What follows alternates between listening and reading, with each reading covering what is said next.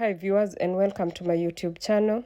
Today we'll talk about drama triangle and which role do you think you play. So before I start, I just want to say that I'm not a qualified psychologist. I'm not a psychologist at all. And this is not coming from a professional or clinical perspective. It's simply something I've found interesting and I'm curious about. How we relate to people, how we respond to conflicts, and the roles we sometimes find ourselves stepping into. Let me ask you, have you ever noticed that in certain relationships or situations, you seem to fall into the same role over and over again? Maybe you become the victim. This is where you feel powerless and hard, or everything is happening to you. Or maybe you become the rescuer, always stepping in, fixing things, helping everyone, and sometimes putting other people's needs before your own. Or perhaps you become a prosecutor, becoming critical, controlling, blaming, or feeling the need to point out what others are doing wrong. So this is sometimes described as the drama triangle. It describes three common positions we can move between during conflict or emotionally difficult relationships. And here is the important part. I'm not here to judge which role you occupy. We can all find ourselves in different positions depending on the situation, the people we are around, and what we're experiencing emotionally. So the question isn't which role is bad. I think the better question is what happens when I stay in that role, and is there a healthier way for me to respond? Let's look at the victim position. The victim position can sound like I have no choice, there's nothing I can do. And the rescuer might think I need to fix this for you.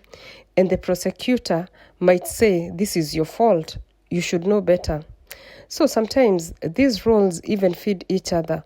One person feels helpless, another jumps in to rescue them, and eventually someone becomes frustrated and starts blaming or controlling. Then the roles can switch and the cycle continues. But what if we stepped outside the triangle? Instead of staying in the victim position, we move towards personal responsibility and choice.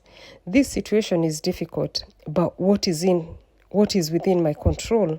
So instead of automatically becoming the rescuer, we can become a supporter. You can tell somebody like, I care about you, but I don't have to solve this for you.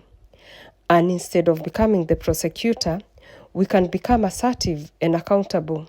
And you can tell somebody, I can communicate my boundaries and concerns without attacking or blaming you. To me, the healthier stage isn't about becoming the perfect or never feeling like a victim, rescuer, or persecutor again. It's about becoming aware.